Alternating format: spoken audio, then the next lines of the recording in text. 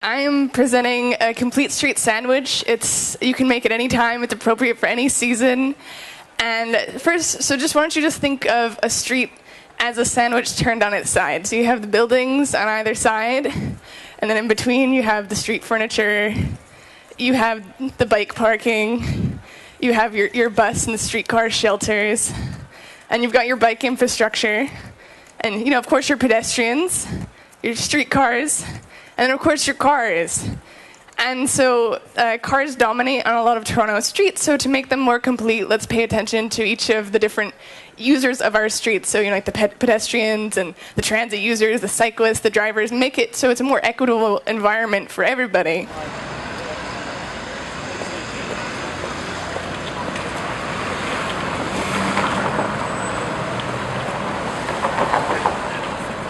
So before I start out, I'm going to show you a picture of a street in New York that's recently been transformed by the city.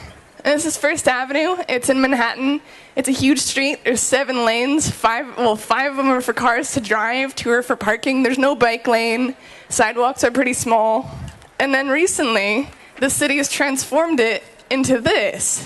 So you have a lane just for bus. They call it Select Bus Service. So it's sort of like BRT, Bus Rapid Transit. A whole lane just for bikes. It's buffered from the cars, so it's safe. You don't have to worry about traffic.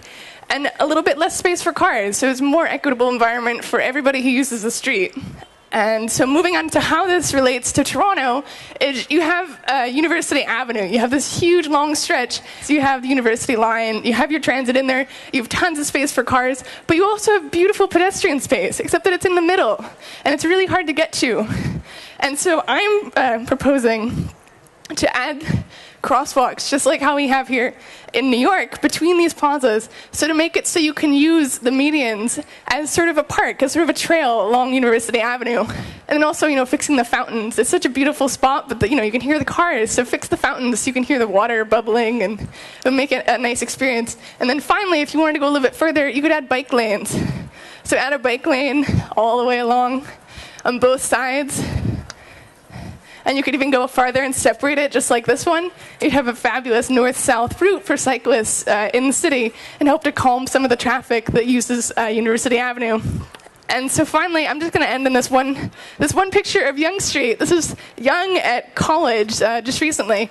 They were doing construction on the sidewalk, so the people moved, they're in the street. So it's sort of an impromptu pedestrian street. So it's like, if you can imagine it, if you can dream it, you can do it.